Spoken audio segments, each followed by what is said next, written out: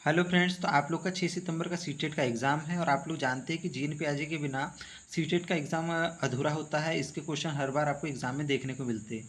तो आज मैं भी आपके लिए कुछ बहुत ही इंपॉर्टेंट क्वेश्चंस लेकर आया हूं। इन क्वेश्चंस को आप बिल्कुल मत छोड़िए, इनको जरूर कर कर जाइए। इसी प्रकार के क्वेश्चन आपको एग्जाम में देखने को मिलेंगे जो इन्हीं प्रकार के सिद्धांत पर बेसिस होंगे, और कुछ कुछ तो बिल्कुल सेम इसी तरीके के फंस कर आएंगे आपके एग्जाम में। ठीक है, चलिए स्टार्ट करते हैं क्वेश्चन नंबर 1 से। क्वेश्चन नंबर 1 में क्या कहा गया है कि जीन पियाजे के अनुसार पूर्व संक्रियात्मक चिंतन की मुख्य विशेषताओं में से एक खालिस्तान है, जो किसी स्थिति के एक पहलू पर ध्यान केंद्रित करने और दूसरों की उपेक्षा करने की प्रवृत्ति को संदर्भित करता है। इंग्लिश में अगर मैं पढ़कर बताऊं तो one of the main characteristic of pre operational thought according to Jean पियाजे is blank, which refers to the tendency to focus on one aspect of a situation and neglect others. मतलब कि ऐसी कौन सी विशेषता है पूर्व संक्रियात्मक अवस्था की जिसमें बच्चा क्या करता है, किसी भी समस्या के केवल एक ही पहलू पर ध्यान केंद्रित करता है। मतलब अगर आपने बच्चे को क्या किया, बच्चे को अपना मोबाइल चलाने के लिए दिया, तो बच्चा क्या करेगा, उस चीज़ के सिर्फ एक ही पहलू पर ध्यान केंद्रित करेगा। मान के चलिए अगर उससे फ़ोटो खींचेगा तो सिर्फ फ़ोटो ही खींचता रहेगा, बाकी चीज़ों पर ध्यान नहीं देगा। अगर उससे क्या कर रहा है, अगर उससे वीडियो बना रहा है तो सिर्फ वीडियो ही बनाता रहेगा। गेम खेल रहा है तो गेम ही खेलता रहेगा। हर पहलू पर ध्यान नहीं देते हुए सिर्फ एक पहलू पर ध्यान देता है, और दूसरों की उपेक्षा करने की प्रवृत्ति होती है। क्योंकि इस अवस्था में बच्चा क्या सोचता है, बच्चा अपने आप को केंद्र सोचता है पूरी दुनिया का, कि मैं हूँ, पूरी दुनिया का क्या हूँ, केंद्र हूँ, और पूरी दुनिया मेरे अकॉर्डिंग चल रही है। अगर मुझे डेयरी मिल्क चॉकलेट पसंद है तो सभी को डेयरी मिल्क चॉकलेट पसंद होनी चाहिए। आप उसके लिए नहीं नहीं बोल सकते। अगर बच्चे को कोई कार्टून देखना पसंद है, जैसे डोरा द एक्सप्लोरर पसंद है, या फिर अगर बच्चे को जंगल बुक पसंद है, तो सभी लोगों को वही चीज़ पसंद होनी चाहिए। डोरेमन पसंद है, डोरेमन पसंद होना चाहिए। उसके पापा न्यूज़ क्यों देखेंगे फिर? ठीक है, तो इस प्रकार की सोच बच्चे में होती है। तो ये किस चीज़ के लक्षण है हमको बताना है। सबसे पहला दिया है कारण परिणाम का विश्लेषण करना, मतलब कारण कार्य संबंध, या फिर जिसको कहा जाता है कॉजेशन। कारण कार्य संबंध क्या होता है, इसमें होता है कि जैसे अगर मान के चलिए पानी बहुत तेज आ रहा है, तो पानी बहुत तेज आने के कारण क्या होगा कि मतलब बादल छाए हुए हैं। बादल छाने के पीछे कारण क्या होगा कि समुद्र से पानी क्या हुआ है, वाष्पीकृत हुआ है। तो इसको बोला जाता है कि वाष्पन या वाष्पीकरण। मतलब कि एक कारण और कार्य का संबंध जोड़ना, कि अगर पानी आ रहा है इसका कारण क्या है, बादल है, बादल है, बादल का कारण क्या है कि वाष्पन हुआ है, वाष्पन का कारण क्या है कि सूर्य तपता है, जिसकी वजह से क्या होता है, समुद्र से पानी ऊपर उठता है भाप बनकर। ठीक है, इस प्रकार की चीज़ जिसको कारण कार्य संबंध या कारण परिणाम संबंध जोड़ना बोलते हैं, इस तरीके से किया जाता है। ठीक है, अब सेकंड ऑप्शन क्या बोला गया है, सेकंड ऑप्शन बोला गया है केंद्रीयन, मतलब कि सेंट्रेशन। मतलब बच्चा इसमें क्या हो गया है, बहुत ज़्यादा केंद्रीकृत हो गया है, किसी भी चीज़ के एक पहलू पर केंद्रित ध्यान करे हुए है। जैसे यहाँ कहा भी है कि एक ही पहलू पर ध्यान केंद्रित करे हुए है, दूसरों की क्या कर देता है, उपेक्षा कर देता है। मतलब खुद ही को अपना सेंटर बनाए हुए है। तो बिल्कुल ये हमारा सही उत्तर है। फिर बोला गया कि विकेंद्रियन। तो विकेंद्रियन जो है पूर्व संक्रियात्मक की विशेषता नहीं है, ये मूर्त संक्रियात्मक की विशेषता है। इसमें क्या होता है, बच्चा सभी पहलुओं को देखना चालू कर देता है, मतलब जस्ट इसका उल्टा, मतलब केंद्रन का जस्ट उल्टा। नाम भी विकेंद्रियन है ना। तो इसमें क्या होगा, जैसे केंद्रियन में बच्चा क्या होगा, केवल एक पहलू पर ध्यान केंद्रित करेगा, दूसरों की उपेक्षा कर देगा। विकेंद्रियन में बच्चा क्या होगा, हर पहलू पर ध्यान देगा, सिर्फ एक केंद्र नहीं होगा, उसके बहुत सारे बच्चे केंद्र बना लेगा। और पारगमन या ट्रांसडक्शन जो होता है वो इससे संबंधित नहीं है। ठीक है, ट्रांसडक्शन को इस तरीके से समझ लेते हैं कि एक परे वाली सोच है, किसी भी मतलब किसी भी चीज़ के परे होकर सोचना। ठीक है, उसे हम ट्रांसडक्शन कह सकते हैं। तो आपको समझ आ गया होगा कि किसी भी एक पहलू पर ध्यान केंद्रित करना और अन्य की उपेक्षा करना एक केंद्रीयन का लक्षण होगा। ठीक है, आगे बढ़ेंगे। यहाँ पर क्या बोला गया है कि 4 वर्ष की अपर्णा कहती है कि एक बैंड जिंदा है, क्योंकि यह उसकी टी शर्ट को एक साथ बांधने में मदद करता है।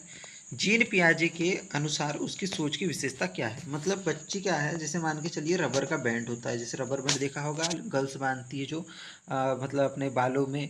तो उसी प्रकार ये जो 4 वर्ष की बच्ची है अपर्णा, ये क्या बोल रही है कि एक बैंड जो है, मतलब एक जो जिसको क्या बोला जाता है, बैंड को बैंड ही बोला जाता है, तो वो जिंदा है। क्यों जिंदा है, क्योंकि उसकी जो शर्ट है उसको एक साथ बांधने में मदद कर रहा है। ठीक है, सॉरी यहाँ पर ट्रांसलेशन में शायद दिक्कत हुई है, यहाँ बटन दिया गया है। ठीक है, यहाँ बैंड की जगह बटन आएगा। ठीक है, हो सकता है कि हिंदी ट्रांसलेशन में दिक्कत हो, तो बटन मानकर चलिए। मतलब 4 ईयर की अपर्णा क्या बोल रही है कि एक जो बटन है वो जिंदा है, क्योंकि उसकी शर्ट को एक साथ बांधने में मदद कर रहा है। जैसे आपने देखा होगा शर्ट में जो बटन होता है वो क्या करता है, शर्ट के जो दो मतलब दो अलग अलग तरफ बटा हुआ होता है शर्ट, उसको बांधने में मदद करता है, मतलब उसको शर्ट को पहनने में मदद करता है। तो जीन पियाजे के अनुसार उसकी सोच की क्या विशेषता है। तो अब हमको देखना है कि बच्ची क्या सोच रही है। अब वो बटन को जिंदा मान रही है। अब देखते हैं जिंदा मानने को क्या कहेंगे। क्या वो ट्रांसडक्टिव रीजनिंग का उपयोग कर रही है, मतलब पारगमनात्मक तर्क, मतलब किसी चीज़ के परे जाकर सोच रही है। तो किसी चीज़ के परे जाकर तो नहीं सोच रही है। कोई ऐसा बहुत भारी वाला चिंतन तो नहीं कर रही कि किसी चिंतन के परे जाकर या अपने तर्क के परे जाकर वो सोच रही हो। ठीक है। क्या वो परिकल्पित निगमनात्मक चिंतन कर रही है, मतलब हाइपोथेटिकल डिडक्टिव रीजनिंग, मतलब अपने मन में कोई कल्पना कर रही है वो कि हाँ ये इस तरीके से सोचा जा सकता है। या फिर कोई जो उच्च स्तर की कहेंगे, उच्च स्तर का चिंतन जिसको कहेंगे कि हाइपोथेटिकल डिडक्टिव रीजनिंग, मतलब उच्च स्तर का चिंतन कर रही है। तो बिल्कुल उच्च स्तर का भी कोई चिंतन नहीं कर रही है, ना ही कोई बहुत भारी संबंध पता कर रही है। उल्टा उसके मतलब एक मिसकंसेप्शन टाइप का है। ठीक है। सेंट्रेशन हमने अभी पढ़ा कि केवल एक पहलू पर ध्यान केंद्रित करना और बाकी को छोड़ देना, तो ये भी हमारा उत्तर नहीं होगा। ठीक है। इसका जो आंसर है वो है जीववादी चिंतन। जीववादी चिंतन जिसको क्या बोला जाता है, एनिमिस्टिक थिंकिंग। इसका मतलब क्या होता है, जब बच्चा क्या करने लग जाए, जब बच्चा निर्जीव में सजीव खोजने लग जाए। ठीक है। निर्जीव वस्तुओं में सजीव की खोज करने लग जाए तो उसी को क्या कहा जाता है, उसी को कहा जाता है जीववादी चिंतन। इसमें बच्चा क्या करेगा कि मान के चलिए कोई, जैसे इसका उदाहरण देता हूँ, जैसे मान के चलिए कि बच्चा बैठा हुआ है। अब बच्चा क्या हुआ, चल रहा था और फिसल कर गिर गया। तो अब उसकी मम्मी क्या करेगी, फर्श, जैसे बच्चा रोने लग गया तो उसकी मम्मी क्या करेगी, फर्श पर 2-3 पैर मारेगी और बोलेगी मेरे बच्चे को क्यों मारा। और बच्चा क्या हो जाता है, खुश हो जाता है। क्योंकि बच्चा सोचता है कि फर्श क्या है, फर्श है तो निर्जीव, लेकिन बच्चा सोचता है कि फर्श सजीव है और मम्मी ने उसे मार दिया, मतलब मम्मी ने मेरा बदला ले लिया। लेकिन ऐसा नहीं होता। बच्चे में क्या है, उस समय जीववादी चिंतन है। बच्चा गुड़िया में जीवन सोच सकता है कि गुड़िया जिंदा है क्योंकि मेरे साथ खेलती है, मेरे साथ रहती है। अगर मान के चलिए उसका कोई खिलौना है जो आवाज़ करता है तो उसको जिंदा मान सकता है। तो ये इस प्रकार की जो चिंतन होता है इसको एनिमिस्टिक थिंकिंग या जीववादी चिंतन बोला जाता है। और ये भी किस स्टेज से संबंधित है, ये भी प्री ऑपरेशनल स्टेज या फिर पूर्व संक्रियात्मक अवस्था, इससे संबंधित है। ठीक है। पूर्व संक्रियात्मक अवस्था का ही भाग है, मतलब पूर्व संक्रियात्मक अवस्था की ही विशेषता है जो बच्चे में पाई जाती है। इस अवस्था में बच्चा क्या करता है, किसी भी निर्जीव चीज को सजीव सोच सकता है। क्वेश्चन नंबर 3 पर आ जाते हैं। यहाँ पर क्या बोला गया है कि पियाजे के अनुसार निम्नलिखित में से कौन सा समायोजन या अकोमोडेशन का उदाहरण है। और यहाँ पर लिखा है कि अकॉर्डिंग टू पियाजे which of the following is an example of assimilation. तो ये क्या है ना, एक प्रीवियस ईयर क्वेश्चन है, लेकिन ना इसकी हिंदी ट्रांसलेशन में और इंग्लिश ट्रांसलेशन में दोनों में अंतर है। देखिए, हिंदी में पूछा गया है अकोमोडेशन या समायोजन, इसमें इंग्लिश में पूछा गया है असिमिलेशन। तो दोनों के हिसाब से मैं आपको क्वेश्चन का आंसर समझाता हूँ। ठीक है। सबसे पहले हम लोग समझेंगे इंग्लिश के अकॉर्डिंग। ठीक है। क्या बोला गया कि अकॉर्डिंग टू पियाजे which of the following is an example of assimilation, मतलब कि इसके हिसाब से समझे तो आत्मसातीकरण का उदाहरण कौन सा है। आत्मसातीकरण क्या होता है, आत्मसातीकरण में हम पुराने जो हमारा जो भी पुराना एक स्कीमा बना होता है, क्या बोला जाता है, पुराना एक स्कीमा। स्कीमा मतलब क्या होता है, जिसमें हमारे क्या होते हैं, सभी कॉन्सेप्ट होते हैं जो भी हमने पुरानी चीज़ें सीखी हैं, समझी है। जैसे हमने अगर एनिमल के बारे में समझा है, हमने सीखा कि कुत्ते भौंकते हैं, बिल्ली म्याऊ की आवाज़ करती है या फिर शेर दहाड़ता है। तो ये सब जितने भी प्रकार के हमने कॉन्सेप्ट बनाए अलग अलग चीज़ों से संबंधित, उसको क्या बोला जाता है, स्कीमा बोला जाता है। तो इसमें क्या होता है, एक पुराने स्कीमा में नई जानकारी डालना, इसको क्या बोलते हैं हम लोग, आत्मसातीकरण। और हमारे स्कीमा में संशोधन करने को, जैसे हमारा जो पुराना स्कीमा है उसको अगर हम संशोधित करेंगे, उसकी जानकारी में कुछ संशोधन करेंगे पहले से बने हुए स्कीमा के, तो उसको बोला जाता है क्या, अकोमोडेशन या समायोजन। तो अगर मैं सबसे पहले आपको अजिमुलेशन के हिसाब से बताऊँ तो क्या बोल रहा है, पहला ऑप्शन, एक बच्चा अतिरिक्त पहियों के साथ साइकिल चलाना सीखता है। तो देखिए, ये तो ना समायोजन के बारे में सही है ना अजिमुलेशन के बारे में सही है। ये उदाहरण किसका देता है, ये उदाहरण देता है स्केप फोल्डिंग का। स्केप फोल्डिंग क्या होती है, स्केप फोल्डिंग का मतलब होता है एक टेम्पररी हेल्प, एक अस्थायी सहायता, जो कि किसके सिद्धांत से संबंधित है, अस्थायी सहायता संबंधित है हमारे वाइगोत्स्की जी के सिद्धांत से संबंधित। ठीक है। तो ये स्केप फोल्डिंग जो है वाइगोत्स्की के सिद्धांत से संबंधित है, न कि जीन पियाजे के सिद्धांत से संबंधित है। संबंधित है, हमको तो पियाजे के अनुसार पूछा गया है, तो ये तो हमारा गलत हो जाएगा। ठीक है। तो ऑप्शन नंबर 1 गलत हो जाएगा। बच्चा पहली बार अपने जूतों को बांधना सीखता है। तो जूतों को बांधना क्या है, फाइन मोटर स्किल्स का उदाहरण है। ठीक है। फाइन मोटर स्किल्स मतलब क्या होता है, फाइन मोटर स्किल्स का मतलब होता है जब बच्चा छोटी मांसपेशियों का, अपने हथेलियों की, उंगलियों की, इनका प्रयोग करना सीखता है, तो उसको कहा जाता है फाइन मोटर स्किल्स। जैसे जूतों में लेस को बांधना सीखेगा तो ये फाइन मोटर स्किल्स का उदाहरण है, तो ये भी नहीं होगा। अब ये दो जो ऑप्शन है इसमें एक अकोमोडेशन वाला है और एक अजिमुलेशन वाला है। बच्चा परिचित वस्तु के लिए नया शब्द सीखता है। मतलब इसमें बच्चा क्या कर रहा है, एक चीज़ पहले से उसके दिमाग में है, एक कॉन्सेप्ट या स्कीमा पहले से उसके दिमाग में है। अब उस कॉन्सेप्ट में क्या कर रहा है, पहले हो सकता है उस परिचित वस्तु को किसी अन्य नाम से जानता था, उसके लिए कोई नाम नहीं सीखा था बच्चे ने, लेकिन उसमें क्या कर रहा है, नई जानकारी डाल रहा है। क्या कर रहा है उसमें, एक न्यू इन्फॉर्मेशन को डाल रहा है। तो ये किस चीज़ का उदाहरण होगा, ये होगा अकोमोडेशन का उदाहरण। जब पुराने स्कीमा में बच्चा कोई नई जानकारी डाल रहा है, उस चीज़ का नया नाम सीख रहा है। बोला भी गया है ना कि बच्चा परिचित वस्तु के लिए कोई नया शब्द सीख रहा है, नया नाम सीख रहा है। तो क्या कर रहा है, पुराने स्कीमा में नई जानकारी डाल रहा है, इसका मतलब वो क्या कर रहा है, अकोमोडेशन कर रहा है। तो आपको ये समझ आ गया होगा कि ऑप्शन नंबर 3 हमारे मतलब हिंदी ट्रांसलेशन के हिसाब से सही है। और अगर इंग्लिश के हिसाब से चले तो ऑप्शन नंबर 4, एक बच्चा महसूस करता है कि कुत्ता और बिल्ली दोनों जानवर हैं। मतलब बच्चे का पुराना एक स्कीमा बना हुआ है, किसका, एनिमल का। मतलब ये स्कीमा किसका है, बच्चे का जानवर वाला स्कीमा है। मतलब कि इसमें बच्चे ने क्या करा है, सबको एनिमल की कैटेगरी एक बना कर रखी है कि जो 4 पैर पर चलते होंगे, किसी भी तरीके से बच्चे ने सोचा है कि वो एनिमल होते हैं। अब बच्चे ने क्या करा कि जैसे मान के चलिए बच्चे ने गुण बनाया कि जो 4 पैर पर चलेंगे वो क्या होंगे, मतलब वो क्या होंगे, वो जानवर होंगे। अब बच्चे ने क्या देखा कि कुत्ते भी 4 पैर पर चल रहे, बिल्ली भी 4 पैर पर चल रही, तो उसने क्या सोचा कि बिल्ली भी क्या है, जानवर है। मतलब बिल्ली को भी जानवर की कैटेगरी में डाल दिया और कुत्ते को भी डाल दिया। मतलब पहले से जो स्कीमा बना हुआ था उसमें क्या करा, उसमें नई मतलब अपने स्कीमा में कुछ संशोधन नहीं करा।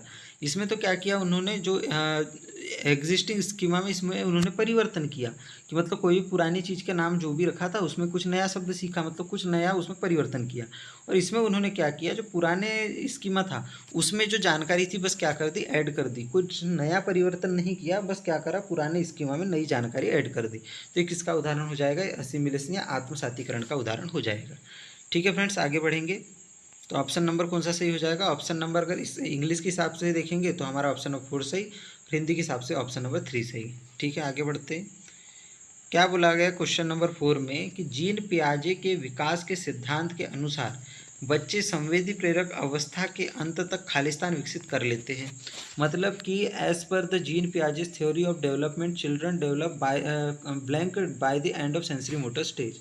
मतलब सेंसरी मोटर स्टेज क्या होती है, जिसको कि बोला जाता है संवेदी गामक अवस्था। संवेदी गामक, संवेदी प्रेरक, बहुत सारी अवस्था के नाम से इसको जाना जाता है हिंदी में। इंग्लिश में तो सिंपल सा एक नाम है, सेंसरी मोटर स्टेज। ठीक है। संवेदी गामक अवस्था में क्या क्या गुण पाए जाते हैं, इसमें बच्चा क्या होता है, इंद्रियों के द्वारा सोचता है। मतलब बच्चे के जो सेंसेस होते हैं, जो संवेदी तंत्रिकाएं होती है, जैसे उसकी आँख जिसके थ्रू वो देखता है, उसके हाथ जिसके थ्रू वो टच करता है, उसकी त्वचा जिसके थ्रू वो टच करता है, जिसके नाक जिसके थ्रू वो सूंघता है, जिसकी कान जिसके थ्रू वो सुनता है, और जिसकी जीभ जिसके थ्रू वो टेस्ट करता है। तो इन सब इंद्रियों के द्वारा बच्चा क्या होता है, नई नई जानकारी सीखता है। तो इसी को क्या कहा जाता है, संवेदी गामक अवस्था कहा जाता है। तो निम्न में से कौन सी विशेषता है जो संवेदी गामक अवस्था के अंत में बच्चा विकसित कर लेता है। सबसे पहले यहाँ बोला गया है हाइपोथेटिकल लॉजिकल रीजनिंग क्वेश्चन, मतलब ऑप्शन नंबर 4 में बोला गया है ये जो गुण है ये विकसित कब होता है, लास्ट स्टेज, जिसको कि बोला जाता है फॉर्मल ऑपरेशनल स्टेज, या फिर जिसको कि हम औपचारिक संक्रियात्मक अवस्था बोलते हैं, ये उसमें विकसित होने वाला गुण है। तो इसका कोई भी लेना देना संवेदी गामक अवस्था या सेंसरी मोटर स्टेज से नहीं है। ठीक है। तो हाइपोथेटिकल लॉजिकल रीजनिंग वाला ये ऑप्शन गलत हो जाएगा। इसके बाद क्या बोला गया है, कंजर्वेशन या संरक्षण। तो ये जो संरक्षण का गुण है ये पूर्व संक्रियात्मक का गुण नहीं है, न ही संवेदी प्रेरक का गुण है, और न ही ये औपचारिक का गुण है। ये गुण है किसका, ये मूर्त संक्रियात्मक अवस्था का गुण है। लेकिन हमको पूछा किसका गया है, हमको तो पूछा गया संवेदी प्रेरक का, तो ये उसका गुण नहीं है। ठीक है। संरक्षण का गुण हमारे अंदर मूर्त संक्रियात्मक अवस्था में विकसित होता है। सिंबॉलिक थिंकिंग, जिसको सांकेतिक चिंतन बोला गया है, ये विकसित होता है पूर्व संक्रियात्मक अवस्था में। ठीक है। तो ये भी इस चीज़ का गुण नहीं है। जो गुण संवेदी प्रेरक अवस्था के अंत में विकसित होता है वो है वस्तु स्थायित्व। वस्तु स्थायित्व के गुण को क्या बोला जाता है कि बच्चे के दिमाग में जब कोई वस्तु क्या हो जाए, बिना दिखे भी एग्जिस्ट करने लगे। मान के चलिए कि मान के चलिए चाबी थी, जो बच्चे के सामने क्या हो गई, बच्चे के सामने से हमने क्या कर दी, गायब कर दी। लेकिन बच्चे को पता है कि चाबी क्या करती है, अस्तित्व में है। अगर बच्चे को कहीं छुपी हुई चाबी दिखेगी, या फिर कहीं भी वो, मतलब अगर बच्चे को चीज़ छुपी हुई दिखेगी तो बच्चा क्या होगा, वो पहचान जाएगा उस चीज़ को, क्योंकि बच्चे के दिमाग से बाहर नहीं हुई है। इसको बोला जाता है out of site but not out of mind.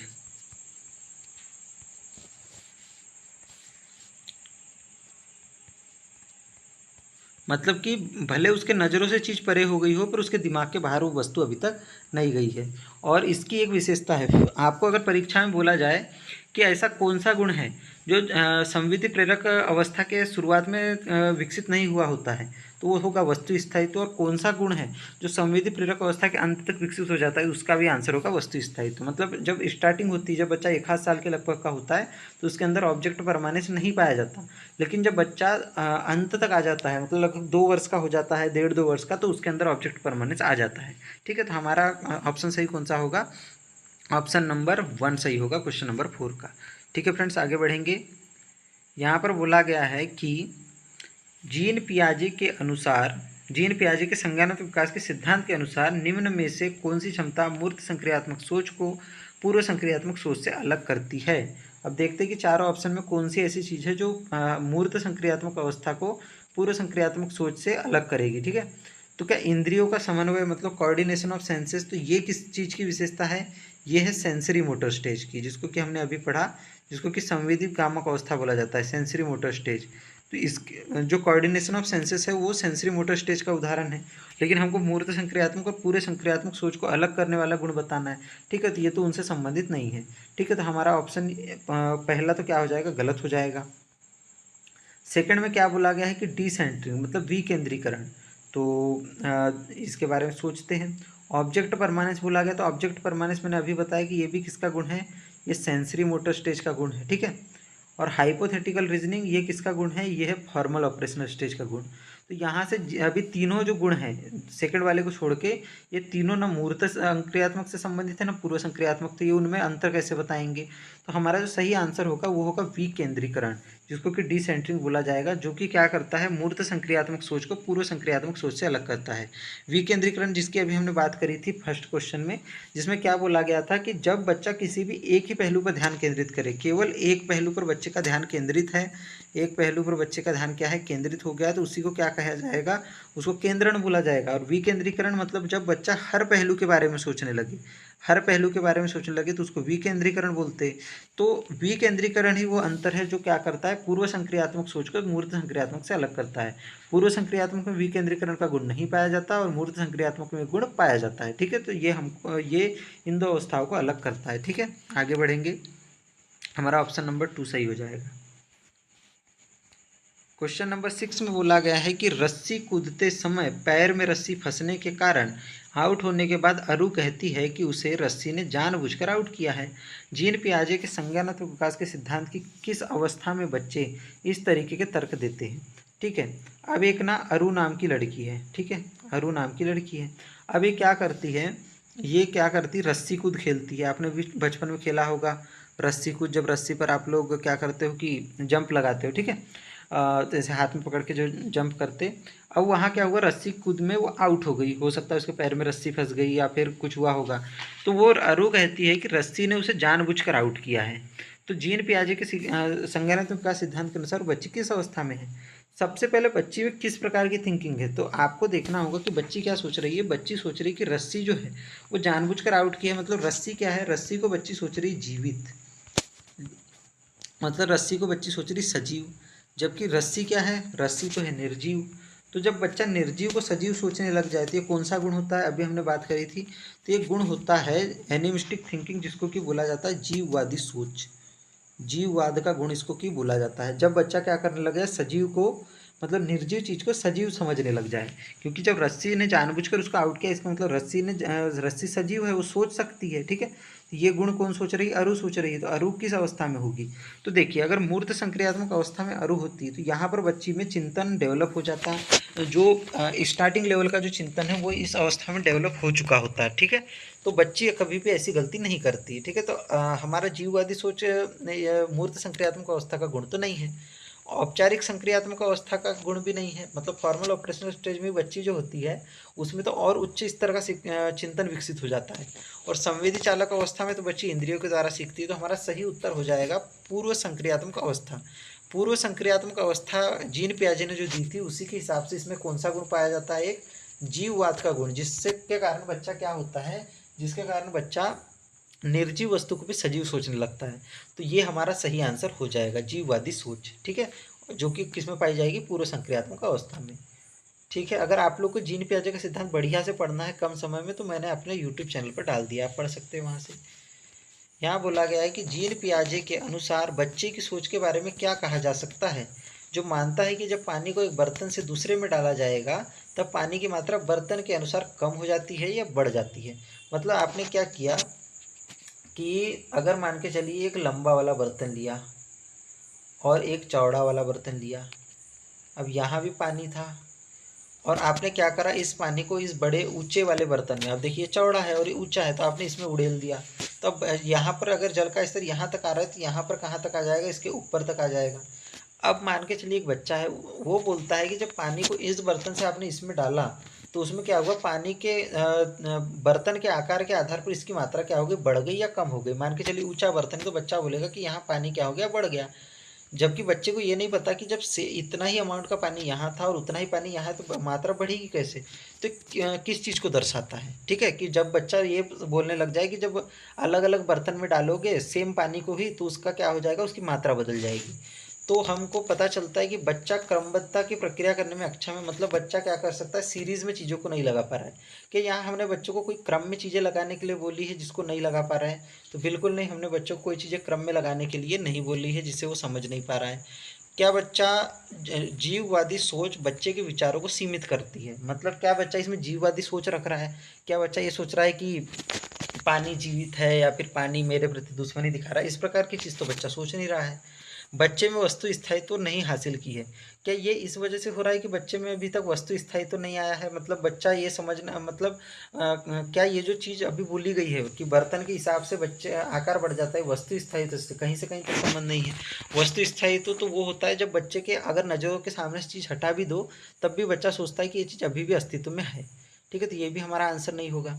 बच्चे में संरक्षण का कौशल नहीं है, मतलब बच्चे में अभी तक जो कंजर्वेशन है या संरक्षण है वो विकसित नहीं हुआ है, हो पाया है। ठीक है, संरक्षण क्या होता है, संरक्षण वो गुण होता है जिसमें ये बताया जाए कि आकार चाहे जो भी हो वस्तु की मात्रा नहीं बदल सकती। मतलब अगर हमने 1 लीटर पानी को अगर इतने बड़े बर्तन में डाले चाहे इतने बड़े बर्तन में, अगर मान के चलिए यहाँ पर हमने 1 लीटर पानी डाला था और अगर हमने उसको इस बर्तन में डाल दिया तो अब 1 लीटर से आधा लीटर थोड़ी ना हो जाएगा, 1 ही लीटर रहेगा।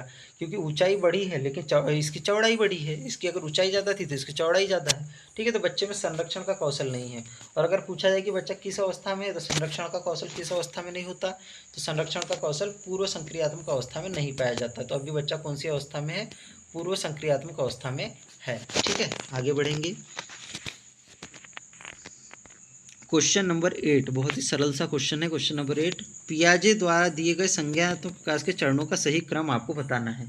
कि पियाजे द्वारा बताए गए चरणों में सबसे पहला कौन सा आता है, दूसरा कौन सा आता है, तीसरा कौन सा आता है, चौथा कौन सा आता है। तो हम इसकी ट्रिक भी कैसे याद रखते हैं, इसकी ट्रिक रखते SPCF। एस से हो जाता है सेंसरी मोटर स्टेज, पी से प्री ऑपरेशनल, सी से कॉन्क्रीट ऑपरेशनल और एफ से फॉर्मल ऑपरेशनल स्टेज हो जाता है। ठीक है, हिंदी में बोले तो सबसे पहले हो जाता है संवेदीगामक, फिर हो जाता है पूर्व संक्रियात्मक, फिर हो जाता है मूर्त संक्रियात्मक और फिर हो जाता है औपचारिक संक्रियात्मक। ठीक है, तो हमको देखना है कि कौन सा एक क्रम का पालन कर रहा है। तो देखिए, संवेदी चालक बिल्कुल सही, फिर पूर्व संक्रियात्मक, तो दूसरा पे मूर्त संक्रियात्मक तो गलत हो जाएगा। फिर पहले पे संवेदीगामक, तो यहाँ पहले पे संवेदीगामक की जगह मूर्त संक्रियात्मक तो गलत हो जाएगा। पहले पे आना चाहिए संवेदीगामक, तो यहाँ पर पूर्व संक्रियात्मक है, गलत हो जाएगा। पहले पे संवेदीगामक है, संवेदी चालक बिल्कुल सही, सेकंड पे पूर्व संक्रियात्मक बिल्कुल सही, फिर थर्ड पे मूर्त संक्रियात्मक एकदम 100% और फिर औपचारिक संक्रियात्मक। तो ये हमारा ऑप्शन सही हो जाएगा। ठीक है, आपको हिंदी और इंग्लिश में बढ़िया से याद रख लेना है। चरण कभी भी एग्जाम में पूछे जा सकते हैं, घुमा कर भी पूछ सकता है, कभी कभी डायरेक्ट भी पूछ लेता है, जैसे ये पूछा गया है। अब आ गया असर्शन एवं रीजन वाला क्वेश्चन, बहुत ही बढ़िया वाला क्वेश्चन आ गया है। इसमें क्या होता है, एक अभिकथन दिया होता है और एक कारण दिया होता है। सबसे पहले आपको ये देखना होता है कि अभिकथन सही बात कर रहा है या नहीं कर रहा है, फिर देखना होता है कि क्या कारण सही बात कर रहा है या नहीं कर रहा है, और फिर ये देखना है कि अभिकथन कारण के हिसाब से सही है या नहीं, मतलब कारण अभिकथन की सही व्याख्या कर पा रहा है या नहीं। अगर कर रहा है तो ठीक है, नहीं तो भी ठीक है। यहाँ क्या बोला गया कि 4 वर्षीय रिया लंबे और चौड़े 2 बर्तन में एक ही समय में समान मात्रा में पानी डालते समय बर्तनों की ऊंचाई और चौड़ाई को एक ही समय में ध्यान नहीं रख पाती। मतलब बच्ची क्या करती है, पुराने वाले जैसा ही, इसके पहले वाले जैसा ही उदाहरण है कि जैसे ये है एक लंबा बर्तन और ये है एक चौड़ा बर्तन। अब यहाँ भी है पानी और यहाँ भी है पानी। जब दोनों में समान मात्रा का पानी डाला जाता है तो कभी कभी बच्ची गलती से बोल देती मम्मी इसमें पानी ज़्यादा है क्योंकि इसकी लंबाई ज़्यादा है, या कभी कभी बोल देती मम्मी इसमें पानी ज़्यादा है क्योंकि इसमें क्या है, इसकी चौड़ाई ज़्यादा है। मतलब दोनों चीज़ों को एक साथ नोटिस नहीं कर पाती। अगर वो दोनों चीज़ों को ध्यान रख ले तो बोलेगी नहीं, अगर इसकी ऊंचाई ज़्यादा है तो चौड़ाई कम है, इसकी चौड़ाई ज़्यादा है तो ऊंचाई कम है, मतलब दोनों में सेम पानी है। लेकिन क्या करती है वो, 4 वर्ष की है और बर्तनों की ऊंचाई और चौड़ाई को एक समय में ध्यान नहीं रख पाती और उसके हिसाब से गलत निर्णय देती है। ठीक है, बिल्कुल सही बात है, 4 वर्ष में ये चीज़ पाई जा सकती है। ठीक है, जीन पियाजे के अनुसार रिया संज्ञानात्मक विकास के पूर्व संक्रियात्मक चरण में है। देखिए सबसे पहले पहला जो अभिकथन है तो बिल्कुल सही है, क्योंकि 4 वर्ष की जो बालिका होती है, 4 वर्ष की बालिका में अभी क्या होता है, संरक्षण का गुण नहीं पाया जाता। इसलिए बच्ची क्या होती है, संरक्षण का गुण भी नहीं होता, न ही केंद्रीकरण का, विकेंद्रीकरण का गुण होता है। इसके लिए बच्ची क्या सोच सकती है, बच्ची ये सोच सकती है कि जो चीज़ है, या तो उसकी केवल सिर्फ चौड़ाई ही पर ध्यान देगी या फिर सिर्फ उसकी क्या करेगी, लंबाई पर ध्यान देगी। और ये नहीं समझ पाएगी कि दोनों में समान मात्रा में पानी है, तो वो कभी भी नहीं बदलेगा, चाहे उसकी बर्तन की आकार कैसा भी हम बदल दें। ठीक है, ये 2 गुण उसमें नहीं पाए जाते। और तो बिल्कुल सही बात है, 4 वर्ष की अवस्था में ये तो हो सकता है। कारण दिया गया कि जीन पियाजे के अनुसार रिया संज्ञानात्मक विकास के पूर्व संक्रियात्मक चरण में है। देखिए रिया है 4 साल की और पूर्व संक्रियात्मक चरण होता है 2 से 7 वर्ष का। तो बिल्कुल सही बात है, रिया जीन पियाजे के हिसाब से पूर्व संक्रियात्मक चरण में है और इसी अवस्था में संरक्षण का भी गुण का अभाव होता है और विकेंद्रीकरण गुण का भी अभाव होता है। तो कारण भी सही है, अभिकथन भी सही है और कारण अभिकथन की सही से व्याख्या भी कर पा रहा है, क्योंकि ये जिस अवस्था की यहाँ पर बात करी गई है और जिस कारण की यहाँ पर बात करी गई है उसी के ऑप्शन मतलब कारण में बात करी गई। ठीक है, तो हमारा क्वेश्चन नंबर 9 का ऑप्शन नंबर 1 सही हो जाएगा। ए एवं आर दोनों सही हम आर ए की सही व्याख्या भी कर रहा है। आगे बढ़ेंगे, क्वेश्चन नंबर 10 जो कि हमारा आज का लास्ट क्वेश्चन है। जीन पियाजे के अनुसार एक बच्चा यह समझने लगता है कि एक ही मात्रा में पानी को अलग अलग आकार के बर्तनों में डालने पर भी मात्रा समान रहती है। भी उसी टाइप का क्वेश्चन है, मतलब बच्चे के दिमाग में क्या आ गई, लास्ट में समझ आ गई कि अगर ऊंचा बर्तन है और एक चौड़ा बर्तन है तो चौड़े बर्तन अगर दोनों में समान मात्रा में पानी डालेंगे तो दोनों में मात्रा क्या होगी, बराबर होगी। ऐसा तो होगा नहीं कि ऊंचे वाले बर्तन में डाल दिए हमने पानी 1 लीटर तो 2 लीटर हो गया और छोटे वाले मतलब चौड़े वाले बर्तन में डाला 1 लीटर तो आधा लीटर हो गया। तो इस सोच से क्या हो जाता है, बच्चा मुक्त हो जाता है और बच्चे को ये पता चल जाता है कि मात्रा पानी को अलग अलग आकार के बर्तनों में भी डालने पर पानी की जो मात्रा रहेगी वो समान रहेगी। ठीक है, यह क्षमता है पियाजे की किस संज्ञानात्मक अवस्था की विशेषता है। देखिए जब ये बच्चे में ये समझ नहीं होती कि चीज़ों का आकार बदलने पर भी मात्रा नहीं बदलेगी तो ये पूर्व संक्रियात्मक अवस्था की विशेषता होगी। लेकिन जब ये चीज़ बच्चे में आ जाएगी, बच्चे में सोच विकसित हो जाएगी कि जी नहीं, कि अगर आकार बदला भी है लेकिन मात्रा समान है तो दोनों में चीज़ें समान मात्रा में रहेगी। जब ये बच्चा समझने लग जाएगा तो ये पूर्व मूर्त संक्रियात्मक अवस्था का गुण होगा। यहाँ पर बच्चे में क्या होगा, यहाँ पर बच्चे में संरक्षण का गुण उत्पन्न हो जाएगा और बच्चे में क्या होगा, विकेंद्रीकरण का भी गुण उत्पन्न हो जाता है, जिसकी वजह से बच्चा इन चीज़ों को समझने लगता है। तो हमारे यहाँ पर 10 क्वेश्चन समाप्त हो गए। जीन पियाजे के क्वेश्चन बड़े ही महत्वपूर्ण थे, आपको इनको ध्यान से पढ़ना है और इसी तरीके से मैं रिवीजन के लिए आपके वीडियोज डालता रहूँगा। Thank you my friends.